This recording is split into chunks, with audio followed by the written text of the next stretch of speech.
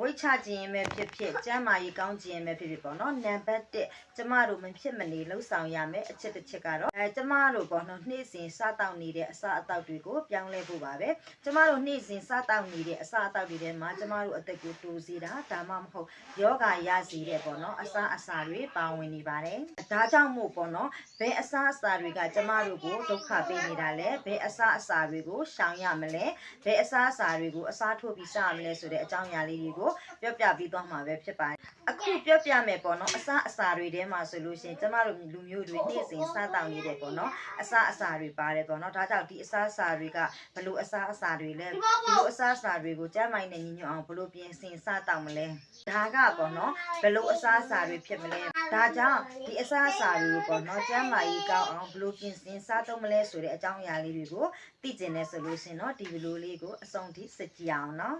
ဒီနေ့မှာတော့ပေါ့နော်နံပါတ်1တစ်ချက်ဖြစ်တယ်ပေါ့နော်အချိုရည်များအကြောင်းကိုပြပြပေးသွားမှာပဲဖြစ်ပါတယ်ကျမကတော့တင်းတင်းဆွေပါကိုဝင်ဆောင်ကျမ်းမာရေးကျမ်းမာပျော်ရွှင်တဲ့မိသားစုဘဝလေးကိုရရှိပိုင်ဆိုင်နိုင်ဖို့ရာအတွက်ချစ်ပြုတ်ပြင်ဆင်တဲ့နေရာမှာ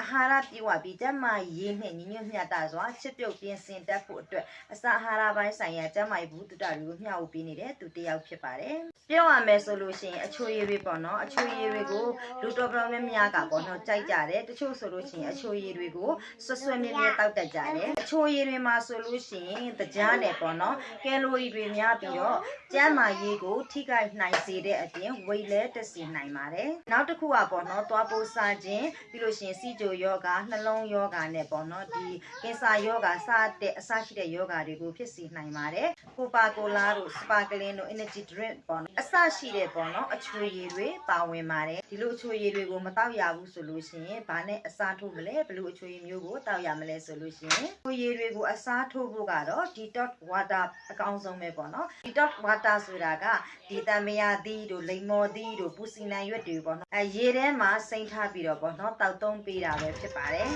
detox water လုံနည်းတွေကတော့အမျိုးမျိုးရှိပါတယ်တစ်ခုနဲ့တစ်ခုပါဝင်တဲ့ပစ္စည်းတွေကမတူညီပါဘူးအကြောက်ပေါ့နော်အချိုရည်တွေတောက်မဲ့အစား detox water တောက်ပေးပါလို့ပြောချင်ပါတယ်